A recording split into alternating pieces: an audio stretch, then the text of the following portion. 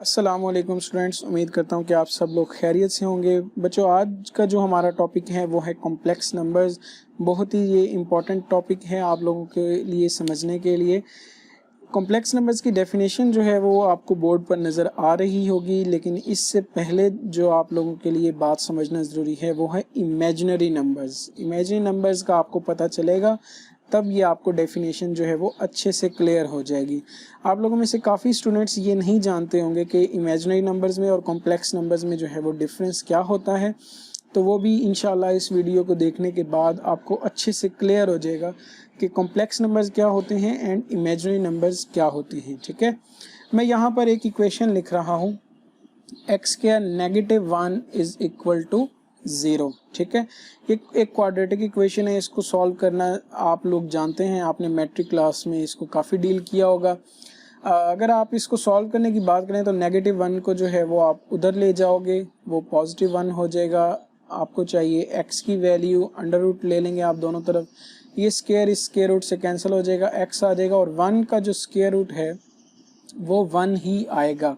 अच्छा, याद रखिएगा किसी भी इक्वेशन में जो वेरिएबल होता है उसकी जो वैल्यू आती है, अगर हम उसको उस इक्वेशन में प्लग इन करें तो राइट हैंड साइड जो है वो लेफ्ट हैंड साइड के इक्वल आती है।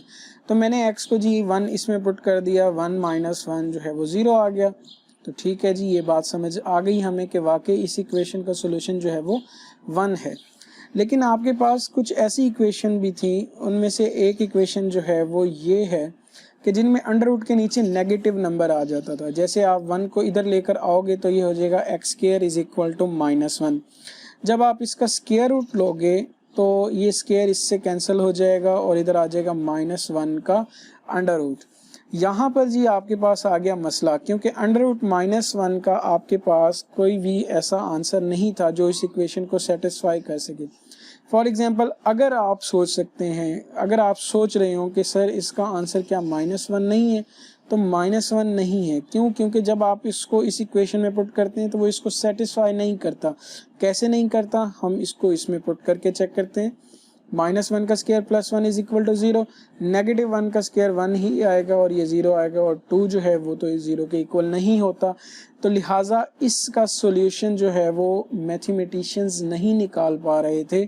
जब भी रेडिकल के नीचे जो है वो कोई नेगेटिव नंबर्स आ जाता था, तो उन्होंने इस प्रॉब्लम को सॉल्व करने के लिए, इसका सॉल्यूशन निकालने के लिए -1 के अंडर रूट को इमेजिन कर लिया। इमेजिन कहते हैं फ़र्ज़ करना। ठीक है, इन्होंने फ़र्ज़ कर लिया कि ये जी आई है। ठीक है, आई हम वैसे ये ग्रीक सिंबल है, इसको हम आयोटा पढ़ते होते हैं।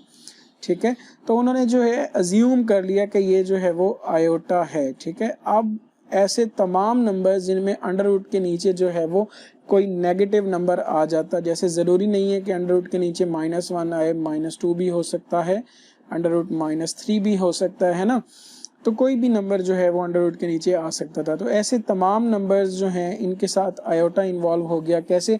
जैसे अगर मैं आपको -√3 की एग्जांपल दूं तो इसको आप लिख सकते हो 3 × -1। ठीक है, अब आप ये जो है रूल्स मैथमेटिक्स का पढ़ चुके हैं। अगर आपके पास दो नंबर्स जो हैं वो मल्टीप्लाई हो रहे हैं, ये एक्सपोनेंट का रूल है। ठीक है, इसको मैं जनरल फॉर्म लिख देता हूँ, और उनकी पावर जो है वो m है, तो ये पावर जो है वो दोनों के ऊपर आ जाती है। ठीक है, और वो नंबर्स जो हैं वो मल्टीप्लाई हो जाते हैं।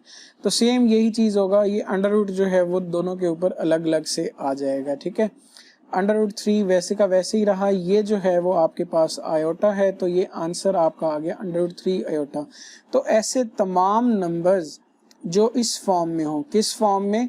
y आयोटा की फॉर्म में, ऐसे तमाम नंबर्स को हम कहते हैं इमेजिनरी नंबर्स। ठीक है, इमेजिनरी नंबर्स। ठीक है, y आयोटा क्या है? आयोटा जो है इसमें इमेजिनरी नंबर है, या फिर आप इसको क्या कहते हैं, इमेजिनरी यूनिट का नाम भी देते हैं। ठीक है, इमेजिनरी यूनिट का नाम इसलिए देते हैं क्योंकि ये जो आपके पास आयोटा है, इसका जो सोल्यूशन था, इसको क्योंकि आयोटा मान लिया गया, तो इसके साथ जो है वो यूनिट है आपके पास, 1 है, 1 मीन्स यूनिट, तो इसलिए हम इसको इमेजिनरी यूनिट भी बोलते हैं आयोटा को। और आयोटा के साथ जो नंबर मल्टीप्लाई हो रहा है y, that is a real number.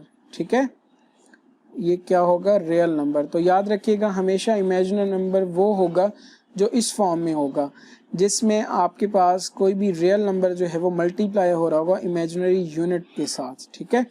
इसकी एग्जांपल्स जो हैं वो कौन कौन सी हैं, 2 आयोटा है, 3 आयोटा है, -5 आयोटा है, और फ्रैक्शंस भी हो सकती हैं, -5/2 आयोटा है। ये सब के सब जो हैं वो आपके पास इमेजिनरी नंबर्स हैं, ठीक हो गया। अब हम देखते हैं कि हमारे पास ये जो कॉम्प्लेक्स नंबर्स हैं वो क्या होते हैं। मैं इसको रेज कर देता हूँ। ओके जी, कॉम्प्लेक्स नंबर्स की अगर आप डेफिनेशन देखेंगे तो बेटा इनकी डेफिनेशन जो है वो क्या होती है, the numbers of the form x plus iota y, ठीक है। कॉम्प्लेक्स नंबर्स जो हैं वो किस शेप में होते हैं, वो आपके पास जो हैं होते हैं x प्लस आयोटा y की शेप में, ठीक है जी। Where x and y belongs to real numbers, x और y ये दोनों जो हैं आपके पास सेट ऑफ रियल नंबर्स के कोई नंबर्स होंगे, एंड आयोटा जो है वो -1 के अंडर रूट के इक्वल होगा, ठीक है जी। आयोटा आपके पास जो है वो -1 के अंडर रूट के इक्वल होगा। Then these are called the complex numbers. अगर मैं इन शॉर्ट आपसे बात करूं, ये जो है आपको डिफरेंस बताने की कोशिश करूं, तो हमने इमेजिनरी नंबर्स में देखा था वो ऐसे नंबर्स होते हैं जो y आयोटा की शेप में होते हैं, है ना, कि किसी रियल नंबर को अगर हम मल्टीप्लाई कर दें इमेजिनरी यूनिट के साथ तो वो इमेजिनरी नंबर बन जाता है। तो जो कॉम्प्लेक्स नंबर होते हैं बेटा ये याद रखिएगा, ये आपके पास इक्वल होता है real number plus imaginary number के, ठीक है। तो ये डिफरेंस है जी आपके पास कॉम्प्लेक्स नंबर्स का और इमेजिनरी नंबर का। इमेजिनरी नंबर ये है और कॉम्प्लेक्स नंबर क्या है, real number plus imaginary number, ठीक है। क्योंकि x रियल नंबर है प्लस ये जो है आपके पास एक इमेजिनरी नंबर है। इसकी जो आपके पास स्टैंडर्ड फॉर्म है वो ये है जो कि यहाँ पर लिखी गई है, x प्लस आयोटा y, और एग्जांपल्स जो हैं वो आपको दी गई हैं 3 + 4 आयोटा, क्योंकि ये भी इसी फॉर्म में ही है। देखें 3 जो है वो एक रियल नंबर है, x प्लस 4 जो है वो एक रियल नंबर है और साथ में आयोटा हो गया। और यहाँ पर माइनस जो है तो उससे कोई मसला नहीं होता, क्योंकि आप इसको लिख सकते हैं 2 + -5/7 आयोटा। तो अब आप देखेंगे तो ये वही अपनी स्टैंडर्ड फॉर्म में ही है, 2 जो है वो रियल नंबर है और ये भी एक रियल नंबर है, ठीक है। उसके बाद आपके पास है जी powers of iota, powers of iota, ठीक है। अगर आपके पास आयोटा की डिफरेंट पावर्स आ जाएं तो आप उनको कैसे इवेल्युएट करेंगे ये हम यहाँ पर देखेंगे। देखिए जी, सिंपली आपके पास आयोटा किसके इक्वल है, -1 का अंडर रूट, ठीक है। आयोटा स्क्वायर जो है वो किसके इक्वल होगा, -1 का अंडर रूट का स्क्वायर, ठीक है। अब जब आप स्क्वायर लेते होते हो तो स्क्वायर जो है वो अंडर रूट से कैंसिल हो जाएगा, तो ये आपके पास आंसर आ जाएगा -1। बड़ी सिंपल सी बात है। आयोटा की पावर 4 को आप कैसे इवेल्युएट करेंगे, आयोटा की पावर 4 को हम लिख सकते हैं iota square into iota square. अब ये कैसे लिख सकते हैं, यहाँ पर भी मैंने लॉज ऑफ एक्सपोनेंट में से एक लॉ यूज़ की है, और वो लॉ जो है क्या है, चले मैं आपको बता देता हूँ। a की पावर m डॉट a की पावर n, a की पावर m डॉट a की power n is equal to a की पावर m प्लस n, ठीक है। तो ये इस फॉर्म में है आयोटा की पावर 4, यानी कि आयोटा की पावर 4 को मैं यूँ लिख सकता हूँ ना, आयोटा की पावर 2 + 2, है ना, ये वाली शेप है। अब इसको हम क्या लिख सकते हैं, iota square dot iota square. तो मैंने बेसिकली यहाँ पर लॉज ऑफ एक्सपोनेंट का इस्तेमाल किया। आयोटा स्क्वायर की वैल्यू क्या है, -1, और -1 मल्टीप्लाइड बाय आयोटा स्क्वायर -1, तो वो आपके पास क्या आएगा, +1। तो याद रखिएगा आयोटा की पावर 4 जो है वो आपके पास +1 होगा। इन तीनों वैल्यूज़ को ही आपने याद रखना है, ये आपकी काफ़ी यूज़ होंगी और क्वेश्चंस में भी जो हैं ये आपके हेल्पफुल साबित होंगी, ठीक है जी। तो अब हम देखेंगे ऑपरेशंस ऑन कॉम्प्लेक्स नंबर्स, लेकिन उससे पहले एक बहुत ही इंपॉर्टेंट बात जो मैं आपको पीछे कॉम्प्लेक्स नंबर्स में बताना भूल गया। हमने वहाँ पर पढ़ा था कि कोई भी हम कॉम्प्लेक्स नंबर हो उसको हम कैसे लिखते हैं, x प्लस y आयोटा या आयोटा y की फॉर्म में। अच्छा, कॉम्प्लेक्स नंबर्स को हम यूजुअली z से रिप्रेजेंट करते होते हैं, ठीक है। इसमें x जो है वो एक रियल नंबर है, ठीक है, और y जो है वो भी एक रियल नंबर है, ठीक है। जो कॉम्प्लेक्स नंबर होते हैं उसके दो पार्ट्स होते हैं, एक होता है रियल पार्ट और एक होता है इमेजिनरी पार्ट। तो real part of a complex number z is x and imaginary part of a complex number z is y। ठीक है, तो ये इसका रियल पार्ट है x और y जो है वो इसका इमेजिनरी पार्ट है। ठीक है, बस यही बात थी और बाकी जो है वो कॉम्प्लेक्स नंबर्स का मैं आपको बता ही चुका हूँ। अब हमने देखने हैं जी ऑपरेशंस ऑन कॉम्प्लेक्स नंबर। तो operations on complex number simple से ऑपरेशंस हैं जो आप बाकी रियल नंबर्स पर जो है अप्लाई करते हैं आप। ठीक है, इसमें फर्स्ट आपके पास जो है वो ऑपरेशंस है a plus b iota is equal to c plus d iota. It implies that a is equal to c and b is equal to d।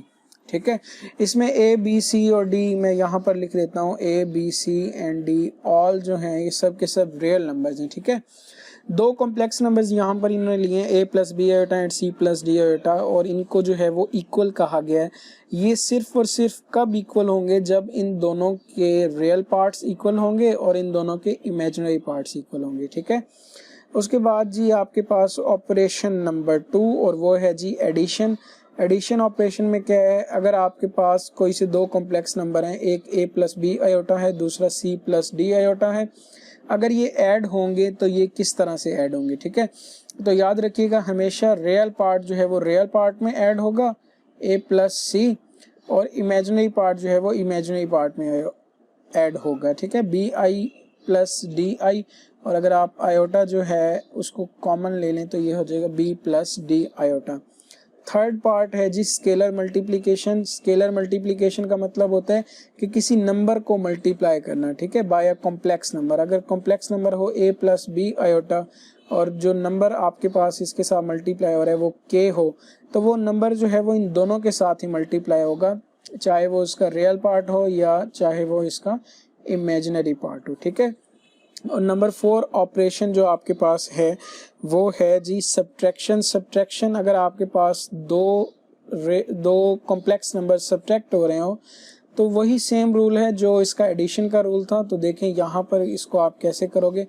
सबसे पहले जो है ना मैं माइनस को अंदर शिफ्ट कर देता हूँ। ठीक है, ब्रैकेट्स को ख़त्म करने के लिए। ठीक है, तो a प्लस बी आयोटा जब आप ब्रैकेट्स को ख़त्म करेंगे अगर बाहर नेगेटिव साइन हो तो याद रखिएगा अंदर जो नंबर्स हों उन दोनों के साइन अपोजिट होंगे। अगर ये दोनों ही पॉजिटिव हैं तो ये दोनों ही अब क्या हो जाएंगे, नेगेटिव। ठीक है, तो आप रियल पार्ट को अलग कर लो, ये हो जाएगा a माइनस सी और इमेजिनरी पार्ट्स कौन कौन से हैं, b i minus d i. इसमें से अगर आप आयोटा जो है वो कॉमन ले लो तो ये आ जाएगा b माइनस डी आयोटा। उसके बाद लास्ट में जी है इनकी मल्टीप्लिकेशन। अगर आपके पास कोई से दो कॉम्प्लेक्स नंबर्स मल्टीप्लाई हो रहे हैं a plus b iota and c plus d iota, तो इनको आप मल्टीप्लाई कैसे करोगे। तो सिंपली ये जैसे आप अलजब्रा में दो अलजब्राइक एक्सप्रेशंस को मल्टीप्लाई करते थे, यहाँ पर भी वही रूल है। पहले आप a को लेंगे, इन दोनों के साथ मल्टीप्लाई करेंगे यानी कि a into c plus d iota and plus b iota into c plus d iota. ठीक है, a इनके साथ मल्टीप्लाई होगा जैसे मैंने स्केलर मल्टीप्लिकेशन में आपको बताया, A C plus A D iota and B C iota plus B D iota into iota, ये हो जाएगा आयोटा स्केयर। ठीक है, ए सी प्लस इन दोनों में आयोटा कॉमन है, मैं कॉमन ले लेता हूँ, a D plus B C iota and b d into iota square की वैल्यू हमने पीछे निकाली थी, वो क्या होती है -1, तो ये plus minus negative b d हो जाएगा। अगर मैं इन दोनों को इकट्ठा कर लूँ तो आपके पास ये आएगा A C minus B D and A D plus B C iota. ये चीज़ ही इनकी मल्टीप्लिकेशन। अगर आपको ये चीज़ समझ आ गई है, इनके ऑपरेशन समझ आ गए हैं, तो आपको डेफिनेटली क्वेश्चंस करने में भी बहुत ही ज़्यादा आसानी होगी। ठीक है, ओके जी, तो अब देखते हैं कॉन्जुगेट कॉम्प्लेक्स नंबर्स क्या होते हैं। फॉर एग्जांपल अगर आपके पास कोई कॉम्प्लेक्स नंबर है z is equal to a plus b iota, तो इसका जो कॉन्जुगेट होता है वो z बार होता है। वो आप कैसे लेते हो, कुछ भी नहीं करना, सिंपल सा स्टेप है। आपने देखना है कि जो कॉम्प्लेक्स नंबर का इमेजिनरी पार्ट है वो उसके साथ जो साइन है वो क्या है। अगर ये पॉजिटिव है तो आपने इसको नेगेटिव कर देना है। ठीक है, और अगर यहाँ पर फर्ज कर लें a माइनस बी आयोटा होता तो जब मैं इसका कॉन्जुगेट लेता वो इसका a प्लस बी आयोटा आ जाता। ठीक है, तो ये होता है जी कॉन्जुगेट कॉम्प्लेक्स नंबर्स। तो अगर फ़र्ज़ करें आपके पास 2 + 3 आयोटा हो तो इसका जो कॉन्जुगेट होगा वो होगा 2 - 3 आयोटा। ठीक है, तो ये इसमें सिंपल सी बात थी। उसके बाद आपके पास नेक्स्ट जो टॉपिक है वो है complex numbers as ordered pairs. ठीक है, complex numbers as ordered pair. ठीक है, सबसे पहले तो आप लोगों को ऑर्डर पेयर का जो पता है वो होना ज़रूरी है। ऑर्डर पेयर जो है वो आप अर्ली क्लासेस में पढ़ चुके हैं, लेकिन यहाँ पर जो है मैं आपको थोड़ा सा इसका जो है आइडिया दे देता हूँ। ऑर्डर पेयर जो है, फ़र्ज़ कर लें अगर आपके पास कोई सेट है x, तो जब आप x क्रॉस x करते हैं, दो सेट्स का जो क्रॉस प्रोडक्ट लेते हैं, इन दैट केस आपके पास उस सेट के जो एलिमेंट्स आते हैं वो ऑर्डर पेयर्स कहलाते हैं। ठीक है, अगर मैं सादा अल्फाज में बात करूं तो x और y है, एक्स वाई को अगर हम इस तरह ब्रैकेट की फॉर्म में लिख दें तो ये हो जाता है ऑर्डर पेयर।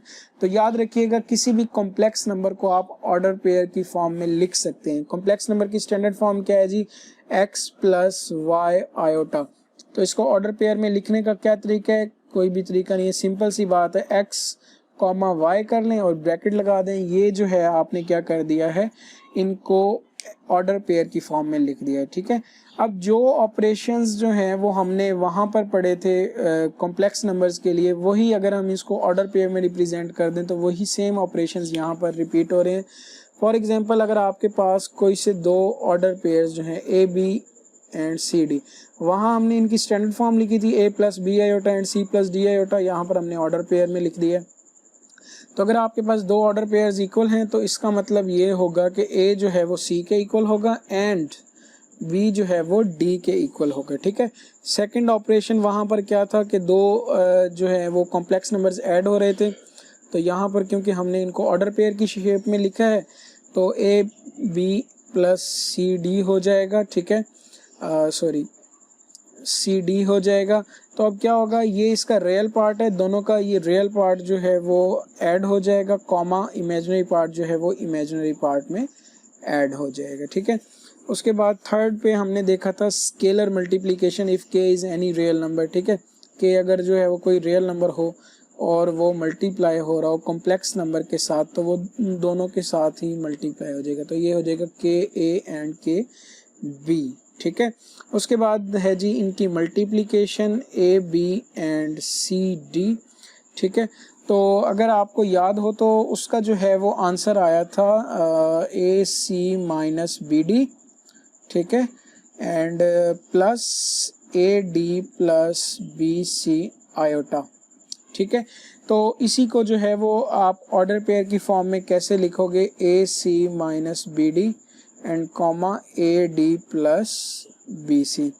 और लास्ट में जो है वो आपके पास क्या था, अगर दो कॉम्प्लेक्स नंबर्स जो हैं वो सब्ट्रैक्ट हो रहे हो तो वो कैसे होंगे, जैसे यहाँ पर ए बी - सी डी है, तो सिंपली उन दोनों के जो रियल पार्ट्स हैं वो माइनस हो जाएंगे, ए - सी एंड कॉमा, और साथ में क्या आ जाएगा, बी - डी। ठीक है जी। तो चलिए अब हम देखते हैं properties of the fundamental operations on complex numbers. ठीक है, कुछ फंडामेंटल ऑपरेशंस जो हमने पीछे डिफाइन किए हैं उनकी प्रॉपर्टीज को हम लिखेंगे कॉम्प्लेक्स नंबर्स के लिहाज से। ठीक है, लेकिन उससे पहले दो नोट्स दिए हुए हैं आपकी बुक में, उनको स्टडी करना बहुत ही ज़रूरी है। वैसे मैंने सोचा था कि इसको वीडियो के लास्ट में एक्सप्लेन करूँगा, लेकिन यहाँ पर कोई ऐसी बात है जिसको समझने के लिए इन नोट्स का बताना ज़रूरी है, ख़ास तौर पे फर्स्ट नोट का, तो इसलिए मैंने सोचा इनको पहले ही एक्सप्लेन कर दिया जाए। फर्स्ट नोट है जी, every real number is a complex number with zero as its imaginary part. बड़ी अजीब सी बात है जी कि हर रियल नंबर है वो कॉम्प्लेक्स नंबर है। ठीक है, तो देखते हैं कि क्या बात कर रहे हैं। मैं लेट कर लेता हूँ, आपके पास है जी 5। ठीक है, अब क्या इस 5 को अगर मैं इसमें 0 ऐड कर दूँ तो कोई फ़र्क पड़ेगा? बिल्कुल कोई फ़र्क नहीं पड़ेगा, क्योंकि आपको पता है कि 0 जो है वो एडिटिव आइडेंटिटी है, जब भी किसी नंबर में ऐड होगी तो वही नंबर ही आंसर आएगा। अच्छा, अगर मैं 0 के साथ डॉट आयोटा लगा दूँ तो कोई फ़र्क पड़ेगा? बिल्कुल फ़र्क नहीं पड़ेगा। क्यों? क्योंकि 0 किसी भी नंबर के साथ मल्टीप्लाई होगा तो आंसर 0 आ जाएगा, 5 + 0 अगेन वही 5 ही आ जाएगा। लेकिन ऐसा करने से आप देखिए क्या ये वही शेप नहीं बन गई x प्लस आयोटा y वाली, जो कि कॉम्प्लेक्स नंबर की स्टैंडर्ड फॉर्म है। देखें यहाँ पर x है, ये भी एक रियल नंबर है, y है, ये भी एक रियल नंबर है, साथ में आयोटा है, तो ये तो वही शेप बन गई है। तो याद रखिएगा आपके पास जितने भी रियल नंबर्स हैं वो सब के सब जो हैं वो क्या हैं, बड़े कॉम्प्लेक्स नंबर्स भी हैं, जिनमें उनका इमेजिनरी पार्ट जो है वो क्या होगा, वो जीरो होगा। ठीक है, उसके बाद सेकंड नोट को हम देखते हैं। सेकंड नोट में क्या है जी, a real number is self conjugate. एक रियल नंबर जो है वो अपना कॉन्जुगेट खुद ही होता है। ठीक है, मैं आपको कॉन्जुगेट का जरा रिकॉल करा देता हूँ। अगर आपके पास कोई कॉम्प्लेक्स नंबर है a प्लस बी आयोटा, तो इसका कॉन्जुगेट क्या होगा, जस्ट इसके इमेजिनरी पार्ट के साथ जो साइन है उसको आप रिवर्स कर दें, मतलब अगर पॉजिटिव है तो नेगेटिव ले लें, तो a माइनस बी आयोटा जो है वो इसका कॉम्प्लेक्स वो इसका कॉन्जुगेट कहलाता है। ठीक है, लेकिन अगर आपके पास रियल नंबर है, जैसे मान लेते हैं कि 5 है, अब मैं इसको क्या लिखूंगा, 5 प्लस जीरो आयोटा, तो जब आप इसका कॉन्जुगेट लेंगे वो क्या आएगा, 5 माइनस जीरो आयोटा। अब जीरो आयोटा से मल्टीप्लाई होकर जीरो रहेगा, 5 माइनस जीरो अगेन 5 ही आएगा। तो देखिए कि 5 का जो कॉन्जुगेट है वो भी क्या आया है, 5। तो वही बात है कि real number is self conjugate. Real number जो है वो अपना कॉन्जुगेट खुद ही होता है। ठीक है, अब हम देखते हैं इन प्रॉपर्टीज को। प्रॉपर्टीज को मैं साथ ही साथ समझा दूंगा। ठीक है, फर्स्ट प्रॉपर्टी है जी, द एडिटिव आइडेंटिटी इज 0 0। बड़ी सिंपल सी बात है जी, 0 0 एक ऐसा कॉम्प्लेक्स नंबर है, आप इसको जिस मर्जी कॉम्प्लेक्स नंबर में ऐड कर ले वही ही आएगा। ठीक है, जैसे आप इसमें ऐड करोगे तो हमने पीछे अभी ऑपरेशंस पढ़े थे, रियल पार्ट जो है वो रियल पार्ट में ऐड होगा और इमेजिनरी पार्ट जो है वो इमेजिनरी पार्ट में ऐड होगा। तो a प्लस जीरो ए ही आएगा और b प्लस जीरो जो है वो b ही आएगा। तो देखें कि ये 0 0 इस कॉम्प्लेक्स नंबर में ऐड हुआ था तो वही आंसर आया। इसका मतलब 0 0 जो है वो एडिटिव आइडेंटिटी है। अगर आप सिंपली भी देखें इस बात को, तो रियल नंबर्स में एडिटिव आइडेंटिटी क्या होती है, 0। अब क्या इस 0 को मैं यूं लिख सकता हूँ, 0 प्लस जीरो आयोटा, बिल्कुल लिख सकते हैं। अगर आप इसको ऑर्डर पेयर की फॉर्म में लिखें तो ये वही आएगा 0 0। ठीक है, तो ये बेसिकली इसी को ही हमने इस तरह से लिख दिया। बहरहाल 0 0 जो है वो आपके पास कॉम्प्लेक्स नंबर्स की एडिटिव आइडेंटिटी है। उसके बाद every complex number a b has additive inverse. हर कॉम्प्लेक्स नंबर का जो है वो एडिटिव इनवर्स होता है।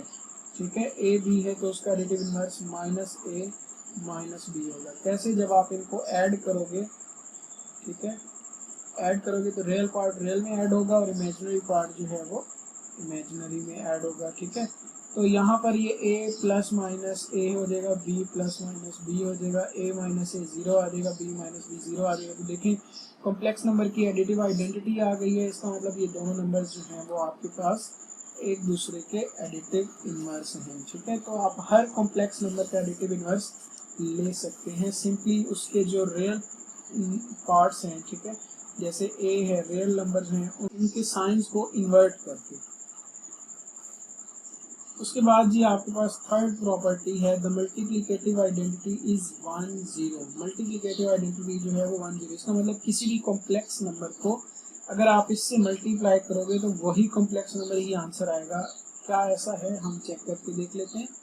जैसे आपके पास है a b एंड 1 0। ठीक है, तो मल्टीप्लाई करने के लिए मैं इनकी ना स्टैंडर्ड फॉर्म लिख लेता हूँ। a b को आप क्या लिखोगे, a plus b iota, and 1 को क्या लिखोगे, 1 प्लस 0 आयोटा। इनको जब आप मल्टीप्लाई करोगे तो a वन दा a plus a into 0 iota, ये तो 0 हो जाएगा क्योंकि 0 है ना यहाँ पर, प्लस b आयोटा इंटू 1, ये b आयोटा आ जाएगा, और ये जब इससे मल्टीप्लाई होगा तो अगेन 0, ये a प्लस b आयोटा ही आ गया। अगर आप इसको ऑर्डर पेयर में लिखोगे तो ये a b आएगा। तो आप देखिए कि 1 0 जो है हमने जब इसको कॉम्प्लेक्स नंबर के साथ मल्टीप्लाई किया तो ये वही कॉम्प्लेक्स नंबर ही आंसर आया। तो हम कह सकते हैं कि 1 0 जो है वो multiplicative identity of complex number है। ये भी वैसे ही रियल नंबर्स की तरह ही है। जैसे रियल नंबर्स में मल्टीप्लिकेटिव आइडेंटिटी क्या होती है, 1। अभी पीछे हमने नोट में देखा कि every real number is a complex number, तो मैं इसको लिख सकता हूँ 1 प्लस 0 है। अब जब आप इसको ऑर्डर पेयर की फॉर्म में लिखोगे तो ये 1 0 आ जाएगा, जो कि वही आपके पास कॉम्प्लेक्स नंबर की मल्टीप्लिकेटिव आइडेंटिटी है। ठीक है, उसके बाद आपके पास फोर्थ प्रॉपर्टी है, इसको भी मैं अभी बताता हूँ। उससे पहले हम फिफ्थ को देख लेते हैं। फिफ्थ में क्या है जी, 3 आपके पास कॉम्प्लेक्स नंबर है, a b c d plus e f, ठीक है। यहाँ पर यानी कि प्लस भी हो सकता है माइनस भी हो सकता है, ये आपका डिस्ट्रीब्यूटिव लॉ है, ठीक है। डिस्ट्रीब्यूटिव लॉ जो है वो कॉम्प्लेक्स नंबर्स में भी होल्ड करता है, यानी कि अगर आपके पास कोई से दो कॉम्प्लेक्स नंबर जो हैं वो ऐड हो रहे हैं या सब्ट्रैक्ट हो रहे हो और बाहर कोई कॉम्प्लेक्स नंबर उनके साथ मल्टीप्लाई हो रहा हो, तो वो अलग से वो इसके साथ भी मल्टीप्लाई हो जाएगा, प्लस माइनस वो इसके साथ भी मल्टीप्लाई हो जाएगा, ठीक है जी।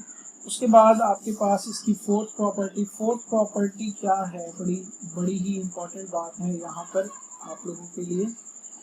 मैं इसको जो है वो रेज कर देता हूँ।